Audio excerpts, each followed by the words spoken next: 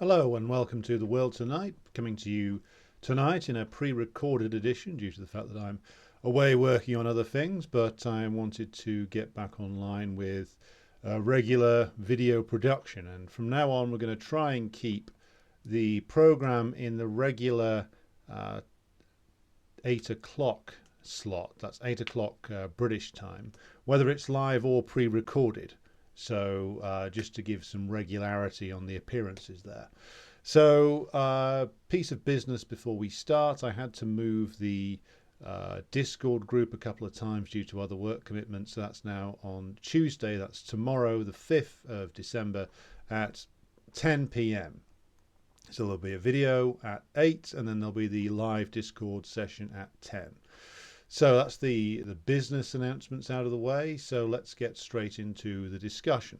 And I wanted to open up today with a look at the question of whether the US could afford to continue with its current policy in terms of supporting, or should we say, fueling constantly the war in Ukraine, as it has been for 20 years, or actually really since 1991, since the breakup of the USSR, and also directly fueling, though pretending not to, the war on occupied Palestine.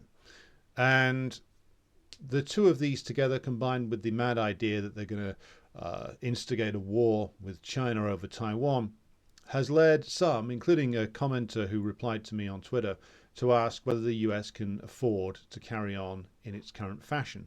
Now, this is a question which comes up quite a lot, so I thought it'd be useful to start today by addressing it. And the point that is usually made here, and it's a point that was made also in the later period of the 19th century with regard to the British Empire, was that back then, in terms of Britain, it was argued that the colonies were a drain on Britain, that the vast empire that had been acquired across many different territories was draining money out of the country, that Britain was being ripped off. There you go, a bit of Trump there for you. But this was made by the more protectionist, the more typically regarded as conservative right-wing figures around the what was called then and still is now in actual fact the Conservative and Unionist Party, those who favoured protectionism, those who favoured supposedly investing inside Britain. And this was of course the opposite policy to a degree of the Liberals, who were more typically associated with a passionate defence of so-called free trade. And the argument that Britain could no longer afford this enormous empire, that it was draining resources out of the country, became one that was pretty regularly heard even in bourgeois circles before World War One. And what this indicated was a growing problem inside or growing, shall we say, schism inside the British ruling class between those who were principally engaged in investment inside Britain and the increasingly large number whose fortunes were being made by investment outside of Britain, who were directly involved in the building of British imperialism as it was correctly identified by Lenin. And the fundamental thing to bear in mind about the British Empire and the territories that it acquired was that this is often portrayed as some sort of accident, that it was acquired in competition with first the French and then the Germans, and that Britain didn't really know what to do with all these territories that it had acquired. Now, this is, of course, imperial apologetics. They knew exactly what to do with all those territories they acquired in Africa, which is hyper-exploit them, which is what imperialism is fundamentally all about. The extraction of what are referred to as super profits from the occupied territories of what had been other nations or territories belonging to other peoples, and the bringing them back into the UK and then taking them back out again, investing elsewhere, and a whole layer of capitalists existing in Britain who would live off, to use Lenin's old phrase, the clipping of coupons, their shareholdings and their investments in the overseas territories. And this move to increased investment overseas in the empire countries was, of course, part of the deindustrialization of Britain. due to the fact that the rate of profit enjoyed by the capitalists on employing labour in Britain was becoming too low. And of course, the capitalists were refusing to invest in updated plant and machinery and invest enough to compete in terms of research and development with the Germans and the United States, both of which, as we've covered before, were heavily invested in by the British capitalist class and now were outstripping them.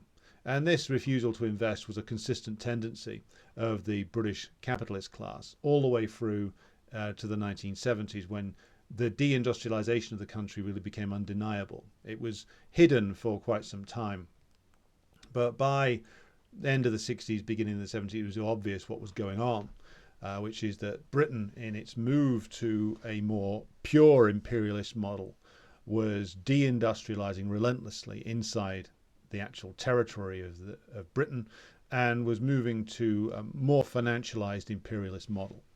And this, of course, is all predicted and all laid out and analyzed in Lenin's original work on imperialism. So how does this relate to the United States? Well, it relates to the United States in a couple of ways. One is, as I said, you have a similar argument emerging. You have similar processes that have played out inside the United States, including the logic of deindustrialization, the move to a financialized economy, which is based ever more so around the export of capital overseas. So a lot of the times when you hear the arguments about, well, whether jobs were exported, well, what actually happened was plants and extraction industries in the United States are closed down, and it's more profitable to just get those commodities or raw materials outside of the United States and ship them back in. So it's not always the case that the job was removed from, say, Chicago or Detroit and taken to Mexico or China. It's that production was closed and opened up elsewhere, or the commodity or the raw material could be got elsewhere at a much lower cost in terms of the amount that you had to pay the labor there. So this argument that the US is now running into so much debt that it can no longer afford its empire is coming up more and more. I mean, Trump made it quite a lot. Even if you go back, George W. Bush reflected this argument in 1999 to 2000 when he was running for the Republican nomination and then became the Republican nominee for the presidency. George W. Bush, if you go back and look at some of his speeches, sounds a little bit like Pat Buchanan. Or if you wanted to be more modern about it, you could say he sounded a little bit like Trump, because the Buchanan wing of the Republican Party opposed, for reasons of paleoconservative, shall we say, nationalism, the nationalism of a certain section of the lower end of the capitalist class in the United States, those whose business principally revolves around investment and deals inside the United States, selling their commodities inside the United States, and of course the petty bourgeois in the United States, or certain elements of them anyway, again, who are principally concerned with their own backyards. And George W. Bush, in the 2000 general election, frequently criticized the Clinton administration for engaging in what he called expensive nation building overseas. And he's referring to, of course, former Yugoslavia and Kosovo, the Clinton wars, which is, of course, very ironic when you consider how much the George W. Bush administration was to spend on its wars in Afghanistan, Iraq, and elsewhere. But the reason why I make that point is because this isn't a new argument that's kicking around. Trump didn't come up with it in 2016. George W. Bush had made it before him. And of course, it had been made much more forcefully by Pat Buchanan. So this has been a tendency within certainly Republican Party politics, even though, of course, they never stick to it. And why? Because, and this goes to the heart of the answer that I'm going to give, the whole thing you have to consider, the whole picture you have to consider when looking at whether the US can, quote unquote, afford something, is the model which the US economy now runs on. And the US, as I've said before, exports a gigantic amount of capital every year. So it's $1 trillion just to the Europe region and Britain every year. Gigantic amounts also to Southeast Asia, a growing amount to Africa. And to secure the right investment market, the right investment climate, I should say, for this capital, the US has to ensure that it receives the maximum possible rate of return on this investment. And this involves, of course, if it's in terms of extraction industries, employing hyper exploitative conditions for the workforce, using their financial capital to move around Europe, investing in different industries, buying up different things, investing in debt quite a lot of the time, some of which is done for profitability reasons, some of which is done for reasons of control over economies. If you purchase a lot of a country's debt, you can compel its government more easily to do your bidding. And of course, a lot of it is swaps involving them buying, the US buying up resources or investments inside a particular country, and that country in return, so to speak, buys up US dollar bonds. Now, the argument that the US can't afford to do this anymore revolves around the ever-growing and spiraling national debt that the US has, which has been covered by the likes of Hudson. It revolves, their ability to keep doing this revolves around them being the international reserve currency, which of course is somewhat linked to the price of oil and the ability and the willingness of the Saudi ruling clique to price the international oil markets in dollars. And of course, that's part of what the international reserve, being the international reserve currency, is supported by. The other part of it is, of course, that the US is willing to use brute force to create, shall we say, favorable circumstances for investment in various different places.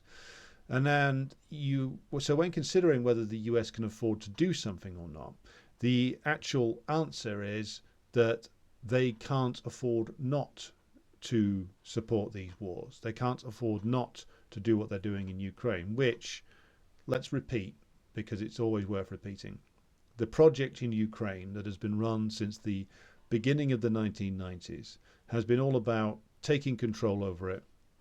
You know, Zbigniew Brzezinski theorized this in his whole grand chessboard thesis regarding that if you controlled Ukraine, you would be able to stymie the redevelopment of Russia.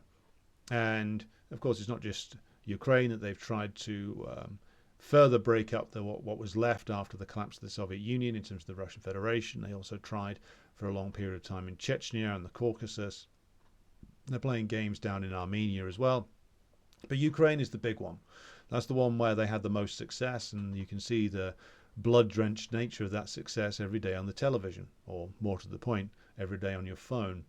So the plan to break up Russia isn't just a mad whim. It isn't just because Brzezinski was a exiled Polish aristocrat, or from a Polish aristocratic family that lost land when it was confiscated by the Soviets or something. You know, of course, that was part of his individual motivation.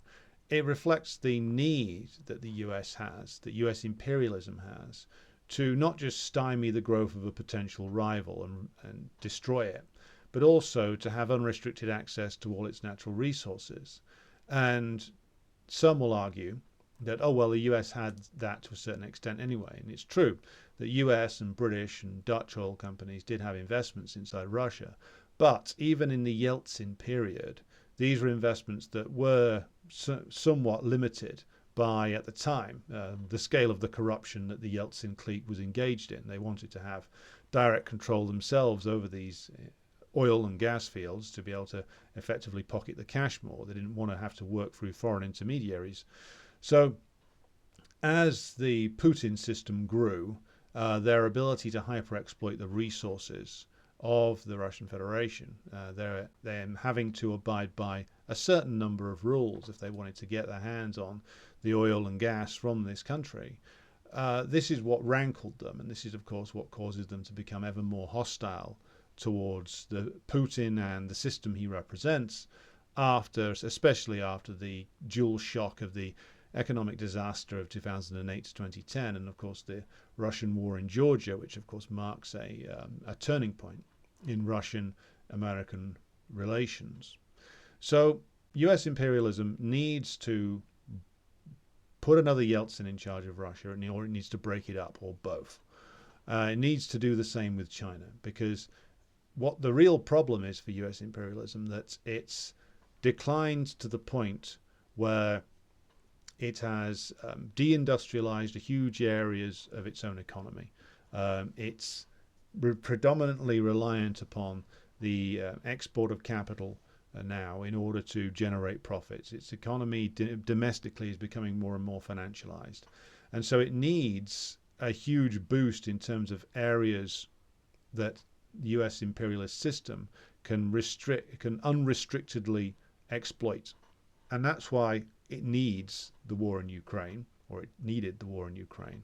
And of course, it needs to destroy the government represented principally by the Communist Party of China. It needs to be able to unrestrictedly exploit Chinese labor and Chinese resources, and to get rid of a rival. Because it's not just that they need to destroy China, they need to destroy what China is offering to African nations, Southeast Asian nations, Central Asian nations, South American nations even.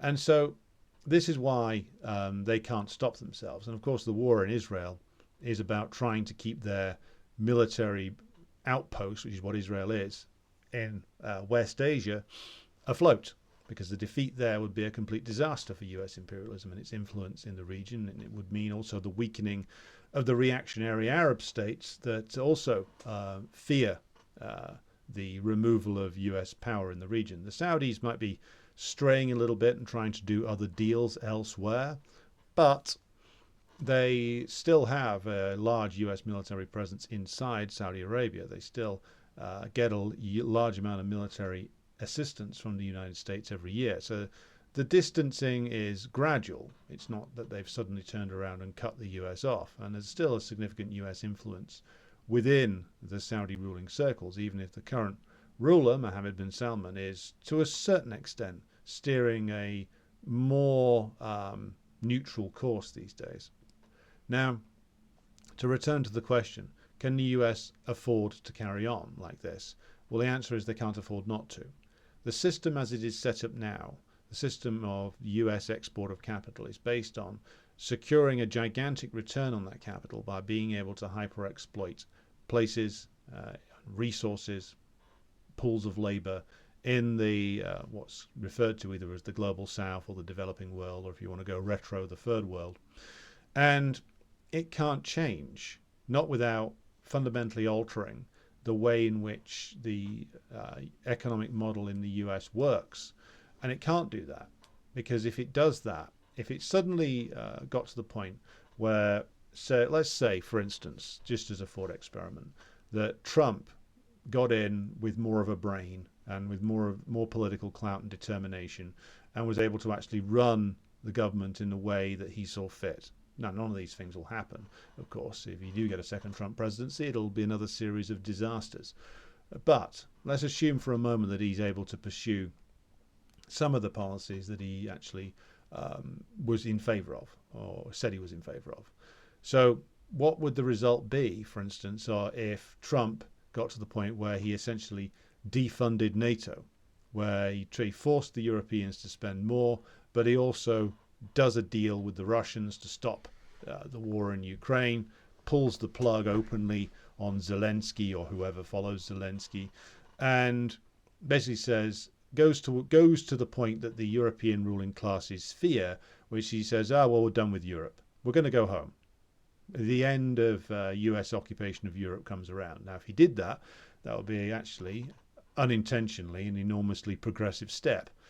But let's assume for a moment that he does. And so what does that mean? Well, it means that the US control exercised via military occupation, domination of various intelligence networks, its running of a whole network of agents and stay-behind armies in Europe, if all of that got shut down over a series of years, then the US's ability to move its capital into and out of Europe, its ability to dominate European economies, especially the German economy, it would risk the rebirth of a much more competitive and aggressive German imperialism. Now, remember the old purpose of NATO, to keep the Russians out, the Americans in, and the Germans down. I think that's a British phrase. But keeping the Germans down is a big part of why the US is still where it is. And of course, it's got active collaborators in that, in the form of the various characters inside the German political class and the completely parasitic and useless German ruling class that seeks only to maximize its profits via its domination of the European Union, and doesn't really care at the moment anyway about the fact that they're being slowly strangled by the US presence in Europe. But if the US suddenly left, then there is a risk that German imperialism in its older form, or a renewed form, may come back and serve as a potential rival to the US. Right now, the US has got, via its military presence and large amount of capital invested, a very strong hold over the institution of the European Union, because Germany has a strong hold over that and the US has a strong hold over Germany. So that would be an enormously damaging thing if a Trump-type figure, or Trump himself, was to shut down NATO and get out of Europe. So that would damage the US's ability to control things in Europe, and it would ultimately damage the US's ability to invest in Europe. Now, elsewhere, of course, if the US is seen to be on the retreat, then you're going to see an extended version of what you're starting to see with the death of French imperialism in West Africa, or the beginning of the end of French imperialism in West Africa, because we've gone through several evolving stages, but now it looks as if French colonialism in its former African colonies is reaching the end of the long period of neocolonialism. And if the US suddenly stopped backing up its investments, shall we say, with armed force, or the threat of armed force, in places like sub-Saharan Africa or North Africa, and then you would suddenly start to see the governments there be able to drive much harder bargains, not just with the United States, but with the Europeans, over the extraction of their resources. Because at the moment, the way that things have worked with many of the African nations, those who hold valuable resources such as oil or gold, or in the case of Niger, uranium, is that either the Europeans or the United States will extract the resources or buy the extracted resources, but they won't allow these countries to actually process those resources into finished goods. They won't allow them to add value to the commodity production process. They'll just buy the raw resources and leave these nations in a state of underdevelopment. It's in the interests of US imperialism and its European allies, or puppets, or vassals, whichever term you prefer, to leave these nations in a state of underdevelopment, to secure for themselves the most hyper-exploitative deals possible. Now, if the US is no longer prepared, or suddenly stopped backing up its claims in these areas with armed force, then you would see a lot of these countries develop the ability to basically tell US capitalism, we'll do a deal with you, but on the basis of X, Y, and Z. So again, if the US suddenly stopped behaving in this aggressive, militarist, belligerent fashion, what you would see, if the US is weakened, and visibly weakening, is a lot of the countries that they've hyper-exploited for decades would be able to turn around and say, well, we're not doing that anymore. This is the deal. And if you're not prepared to do this business, then we'll go and do business with a country that will. Maybe the Chinese, maybe the Russians, maybe India, perhaps. So the removal of military belligerence, the removal of the threat of US warmongering, undermines the whole business model of US imperialism. And if they stopped doing that, then the entire business model that the US economy runs off would be at risk of collapsing. Because without the ability to hyper-exploit all these different countries, to hyper-exploit their resources, their labor, to keep them underdeveloped, then the profits of US imperialism take a hit, and the ability of US imperialism to sustain itself takes a massive hit. Without the threat of military force, without the threat of organized violence, or the threat of a coup, or the threat of a sort of siege regime via the sanctions system that they have, the US can't function. The US economy will cease to function, and the profits of the biggest US corporations will take a gigantic hit. So any president in the United States that sought to address or sought to go down this road of saying we can no longer afford to have these long-term commitments, well, they can't afford not to. Because if they're going to scale down the commitments in all parts of the world, the US imperialist model depends on being able to exploit resources anywhere in the world at any time. If they can't do that, again, the model falls apart, the interests of the US ruling class get severely damaged. And there's a reason why they are fanatically opposed to Trump. It's not that Trump is some sort of dangerous radical, not intentionally anyway. What he is unintentionally is a potential agent of disruption. And by that I mean by sort of running on this neo-Buchananist platform, arguing contradictorily. On the one hand, he argues, well, we've got to get out of X, Y, and Z. On the other hand, he says, I'm going to hit these people so hard they'll never come at us again. Usual Trump stuff. The thing with Trump was that the violent threats with him were always, in his mind at least, I think, about scaring the other guy and then doing a deal. That's what he showed with his approach on the DPRK, threatening them with fire and fury and all the rest of it. And then the end result is that he goes and tries to negotiate with the DPRK leadership and ultimately gets undermined by his own administration. So the way in which Trump operates, of course, is seen as a threat because what the various creatures of the US, what's known as the foreign policy blob and others, these are all people who are linked by 1,000 strands to the Wall Street firms, the big investment houses, those who are deriving gigantic profits from hyper-exploiting overseas resources and markets. And again, if Trump takes a step back, even if it is in his mind to refocus the US on internal investment or some other thing that he's come up with or that Steve Bannon's told him is a good idea, Trump scaling down anywhere is a threat to everything. This is the root of their hysteria. Trump himself doesn't realize or didn't fully understand the system that he was hired to run. First of all, they didn't want him to run it in the first place, but he didn't understand the system of US imperialism.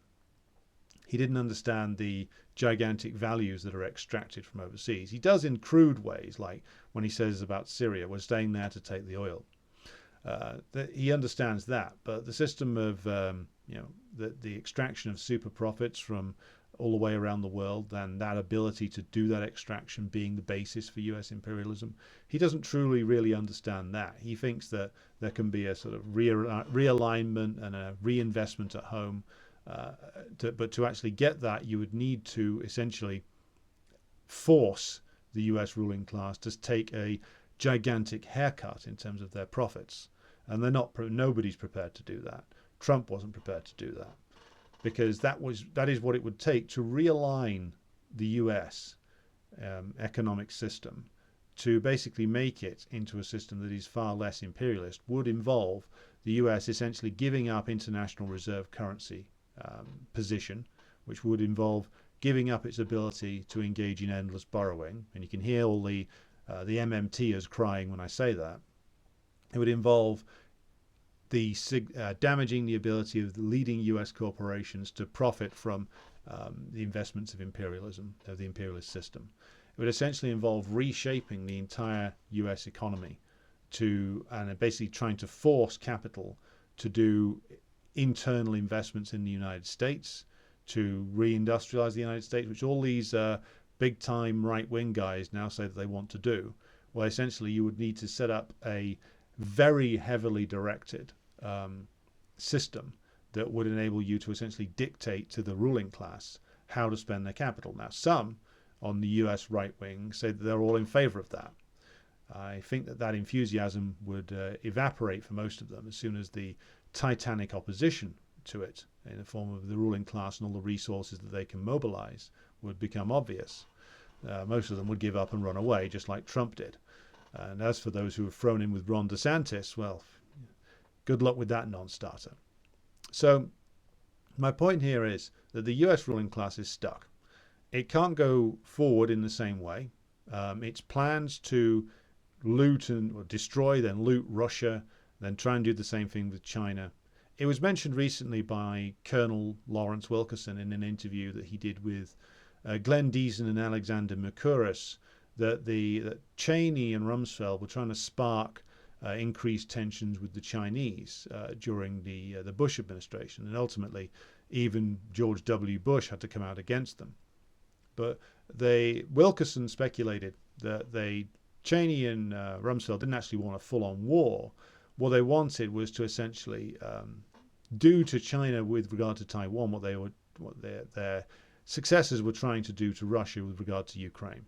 They were trying to essentially stop the growth of China by getting it to engage in a war over Taiwan. A war which, by the way, I don't think that Cheney and Rumsfeld had any intention of fighting. They had no intention of coming to the aid of Taiwan, I don't think. They had intentions of doing with Taiwan what the US is doing with Ukraine. I don't think even Rumsfeld and Cheney wanted a direct toe-to-toe encounter with the Chinese. What they wanted to do was to get the Chinese to make a move on Taiwan, having either pressured or backed up the crazier end of the Taiwanese compradors to say that they were going to stage an independence referendum, declare independence formally, and then what Cheney and Rumsfeld and what their successors want now would have been to have the Chinese then invade, and then what US imperialism hoped to achieve was that the impact of that would be to see the amount of capital flowing into China slowed down, for the US to be able to slap 1 million sanctions on China, and to damage China's ability to do business with a lot of other areas of the world, hoping that the US would be able to rally so-called international opinion through a mixture of bribes and threats, mostly threats, to cut China off from the international system, to cut China off from capital flows, to cut China off in terms of its ability to trade and invest in other countries. And that was their plan. By doing that, by provoking a war over Taiwan, Taiwan would be sacrificed, by the way. The Taiwanese compradors, just like all compradors, would let Taiwan burn on the orders of Washington, D.C. I don't think that Cheney and Rumsfeld had any intention of doing anything to stop the Chinese. What they hoped, though, was that by the combination of, again, cutting off the capital flows into China, ending China's ability to be an export-led economy, and slapping 1 million sanctions on China to try and secure an economic collapse. That's what they wanted to do. Same tactics all the way through. With the big countries, with Russia and China, I don't think even the crazier end of the Bush administration actually wanted to fight them directly. Even over Georgia, in the late period Bush administration, they didn't deploy. They transported Georgian troops out of Iraq back to Georgia, but they didn't deploy their own forces. So this is what they wanted to do with China back then. They thought that they could secure an internal collapse in terms of the Chinese government's ability to govern, in terms of the CPC's leading position within the Chinese government. They thought that they could destroy all that via a combination of sanctions and international pressure, possibly triggering an internal revolt, maybe some kind of coup, maybe some kind of uprising. And back at that time, those calculations may have been a little bit more accurate if they'd managed to actually secure that, because at the time you had a lot of problems in the CPC regarding pro-capitalist comprador elements in senior positions. And I think it's no coincidence that shortly after the end of the Bush administration and the increasing malevolence of the American imperialists towards China, you get the new leadership coming in under the chairmanship and presidency of Xi Jinping, who starts to get rid of the most heinous and openly comprador elements via the anti-corruption drive, and try to strengthen the Chinese party by renewing the ideological base of the party. So I can go into that another day, but I think that the point to make here is that a whole scope of US imperialist relations, both with regard to Russia and China, has been almost relentlessly hostile. There was a brief period under the Clinton administration when the US plots against China downscaled slightly, but they've always been working towards the same agenda. Provoke a fight over Taiwan, slap a load of sanctions on, hope to provoke an internal crisis, and then hope to provoke the collapse of the government. Same tactics they're using against Russia. Completely cynical. Ukraine is burning now, and there are hundreds of thousands, maybe more, dead, many hundreds of thousands of Ukrainians wounded because of that tactic backfiring in Ukraine, and they want you to do the same thing in Taiwan. So it's not going to work on China either, though, because the Chinese leaders, the Chinese party, managed to successfully learn from their encounters with the Bush administration and to plan accordingly by strengthening the party, purging the most corrupted and rotten elements, and though constantly saying to the Taiwanese leadership, let's negotiate your re-entry into the country, perhaps under one country, two systems, getting ready for an encounter with the United States. An encounter which, by the way, even military experts in the United States said the US couldn't possibly win, which is why the US never wanted to actually do the fighting. They want the Taiwanese, perhaps the Japanese puppets, to do the fighting for them. The point being, and to return to the question, can the US afford to continue down this line of trying to maintain full spectrum dominance, which they never really had anyway? Well, the answer is no, they can't afford it because it keeps going wrong for them. It provokes more and more hostility towards them. It provokes more and more resistance, sometimes political, sometimes military, sometimes both. And it actually has meant that their enemies, the Russians and the Chinese principally, have learnt from the painful experiences of repeated betrayals and backstabbing from US imperialism that they can't possibly trust the US imperialists. So they can't, to go back to the question, they can't afford to continue in this way, but they also can't afford not to. Giving up the hyper-exploitative business model of US imperialism is something they can't afford to do, not without fundamentally restructuring how US capitalism works, which there's no force that's significant inside the US political system that can actually do that. Now, US imperialism and the imperialist entities inside the ruling class, those who benefit the most from this, are far more powerful than the lower end of the American capitalist class and the American petty bourgeois. So what you have is a situation where the American ruling class is fanatically, its most dominant elements are fanatically opposed to any change in the system. They're fanatically opposed to any reform or revision that would see their ability to extract super profits damaged in any way. They're fanatically opposed to any attempt to force them to invest their capital inside the United States more. And again, though, this just leads to a paralysis. The US can't really go forward. Its enemies are now too powerful and have learnt the necessary lessons, or at least that's what it appears to be the case so far. And then they can't go backward. They can't reform either. So this is what's going to lead it towards an ever decreasing circle downwards. And this is the dangerous period. And some say, well, why can't the US just scale down like the British or the French did? And the answer is that, as we started to talk about when it comes to West Africa, formerly French West Africa, the French only downscaled a little bit. They gave nominal independence to a lot of their former colonial possessions and kept control of their money supply via the CFA franc, and they kept control of these countries' resources via the economic ties that they kept with them. And that's only starting to be shed now in places like Mali, Niger, and Burkina Faso, who are negotiating a new unity agreement or confederation of states, it would appear. So this is the big problem for US imperialism. It can't go forward, not in its current form, not without risking wars with Russia and China, neither of which it can win, and it can't go backward. So that's why you're seeing this desperate and hysterical attempt to keep the war going in Ukraine, to try and find some way of keeping it going, even if they pressure Zelensky or Zelensky or whoever the hell else they have in charge there want to have in charge there, to do something with regard to freezing the conflict or pausing the conflict.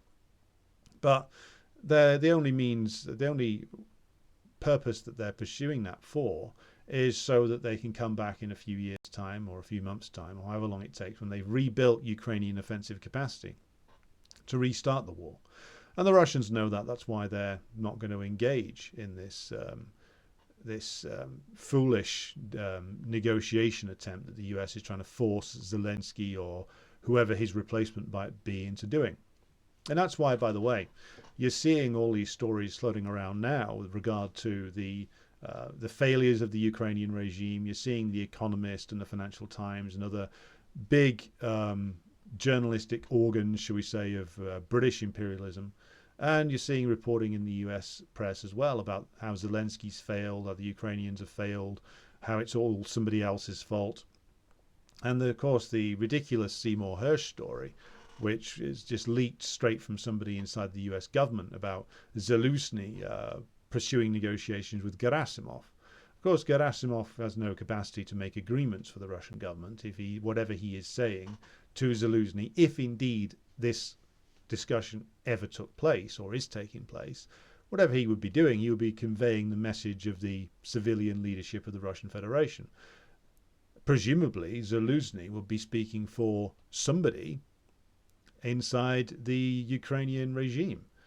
Maybe not Zelensky, but other elements within it. Perhaps an opportunist figure like Poroshenko, who would wear the clothes of Banderism one day, then probably wrap the flag of Russia around his shoulders the next day if he thought he could possibly get away with it. And I think his time of negotiating with the Russians has long passed. The point is that the American imperialists in Ukraine want to keep their cards, shall we say, on the table. They don't want to fold their position, shall we say, just yet. They want to force the Ukrainian regime into an agreement that they think they can get with the Russians about freezing the conflict.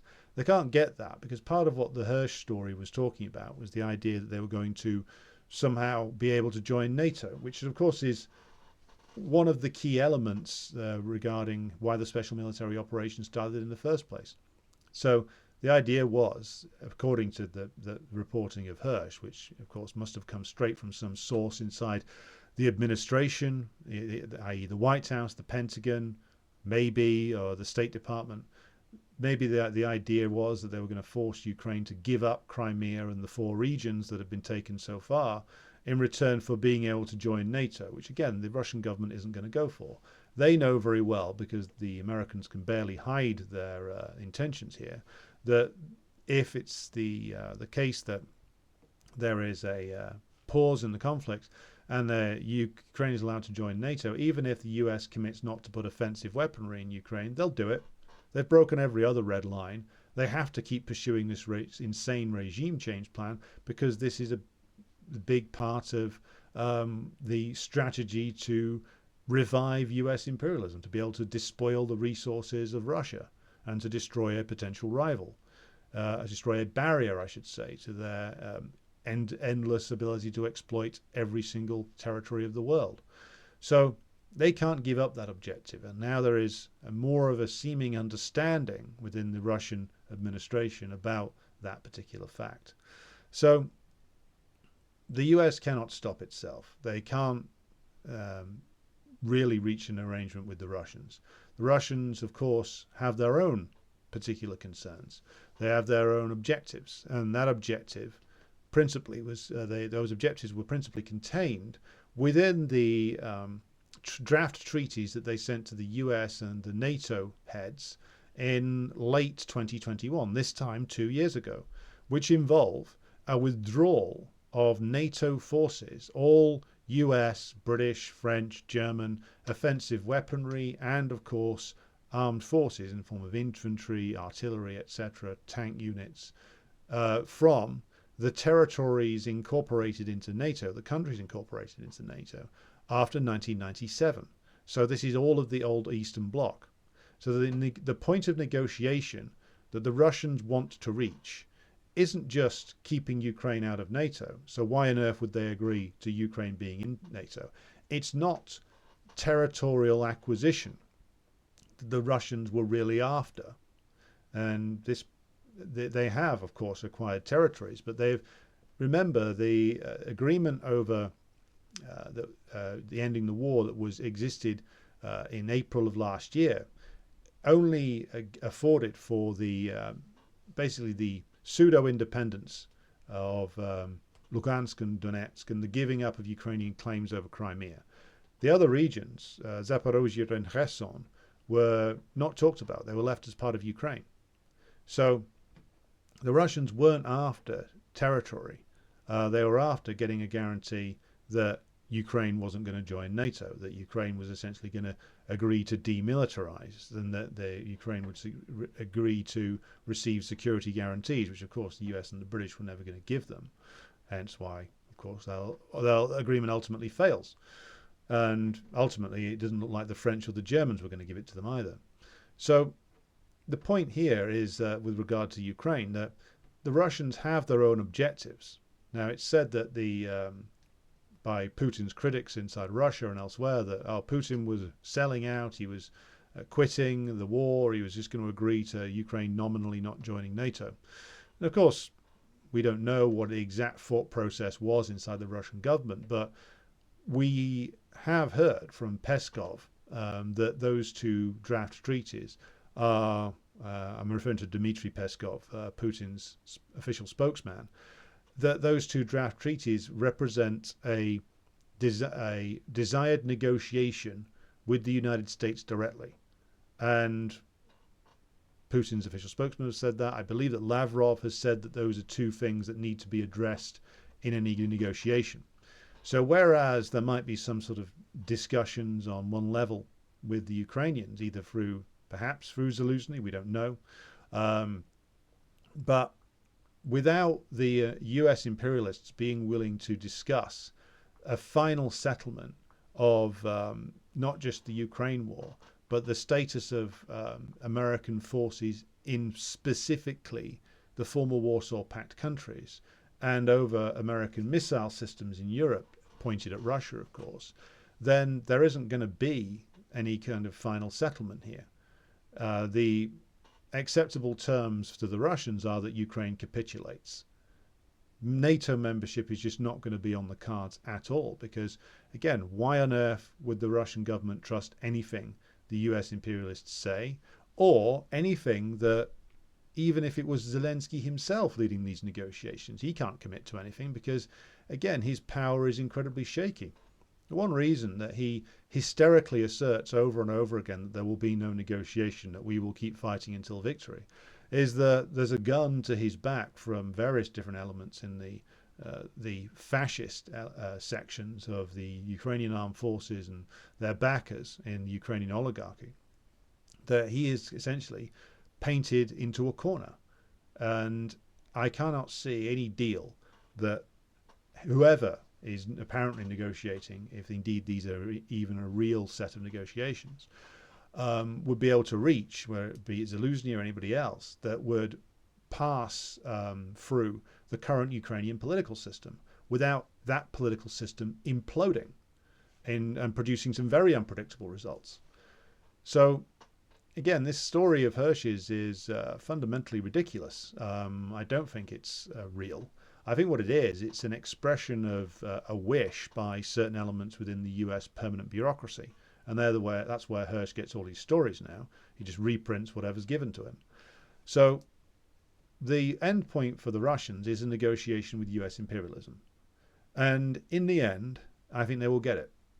Whether it is via the desiccated corpse of Joe Biden and his administration is another question.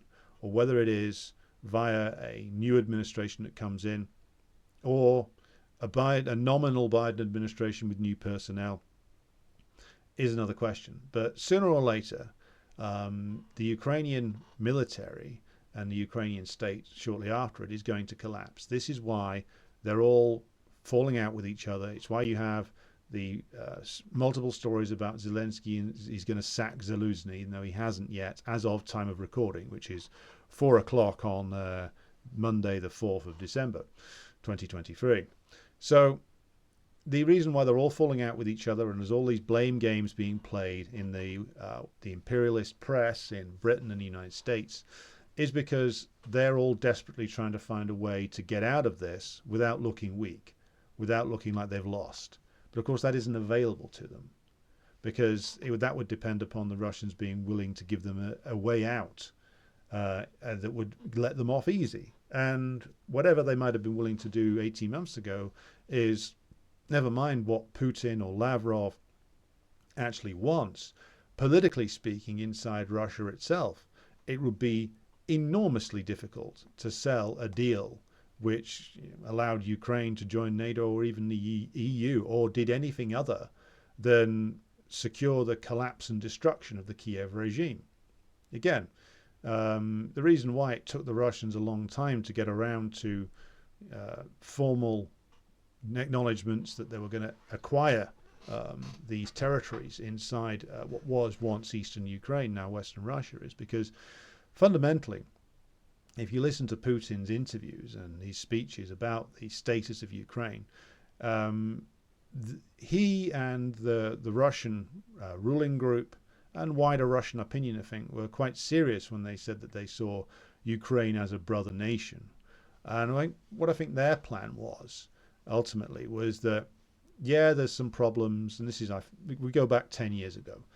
I think that the Putin group's plans were that, yes, there are some problems with the Ukrainian nationalists, but we worked around the Orange Revolution and we worked around Yushchenko, and this will play itself out. And what we'll do is try and build up our Eurasian economic area, our CIS zone, try and build up the economic integration of the former Soviet states. And ultimately what will happen is that, given that Ukraine has so much trade and there's so many economic relationships and social relationships and familial ties with Russia, that eventually this whole Banderism thing will lose its sting and we'll be able to bring Ukraine over into an integrated Eurasian economic zone, or the CIS economic zone, and that will eventually work our way around the silliness of the Banderist revival. And of course, that was a horrendous miscalculation. But the point is that the calculations of the Russian rulers, the Russian ruling group, was that they would eventually incorporate Ukraine into a Russian-led, but not Russian-dominated, greater economic zone, the Eurasian economic area. And that this would essentially negate any problems that they had with regard to the Russian-speaking and Orthodox population in Ukraine, and that ultimately the whole Banderism thing would be a sort of passing thing. But ultimately they were proven to be disastrously wrong. They were proven to be disastrously wrong with regard to their assessment of how aggressive the US imperialists were prepared to pursue, how aggressively they were prepared to be in pursuing the various aims that they had with regard to Ukraine and what the US imperialists ultimately needed Ukraine for. So the end of the Ukraine war, and we're working this into our original question here, when it comes, the US imperialists will desperately want the end of this not to be something which leaves them damaged, not to be something that leaves them with an appearance of weakness more so than is the case already. Because if they come out of this looking weak and looking defeated and humiliated, the process of other countries rebelling against them will only intensify, and their ability to enforce their will in other areas of the world will be compromised. So, returning to the original question and reiterating a point, they can't afford to continue this way. They can't afford not to continue this way. They are stuck, and until somebody or a force emerges within the United States itself that can cut this Gordian knot, that is willing to essentially force the US ruling class into taking a gigantic hit, which I don't think anybody in the bourgeois political system can do, or some sort of fascist or Bonapartist regime comes along inside the United States and seeks to restore the profitability and the power of US industrial capitalism via a gigantic assault on the living standards of the US working class. That's a possibility. Or in order that domestic capitalism can be revived, or ultimately that it's got to be that the proletariat in the United States takes the lead in actually cutting this Gordian knot themselves, which would be the most preferable outcome. Because, again, the power of the imperialists is such, both internationally and domestically, that you would need incredibly well-organized and powerful political movement to take them on and actually terrify them to the point where they are willing to make concessions. And if you're looking at it that way, the only force capable of doing that is the US proletariat. So the way forward for the United States, I would say, is an increasingly straight choice between fascism or some form of American Bonapartism, which is an emergency regime of terror dedicated to drastically attacking and lowering the living standards of the US proletariat, which will, of course, provoke an enormous class war, which the US ruling class is far from being guaranteed to win.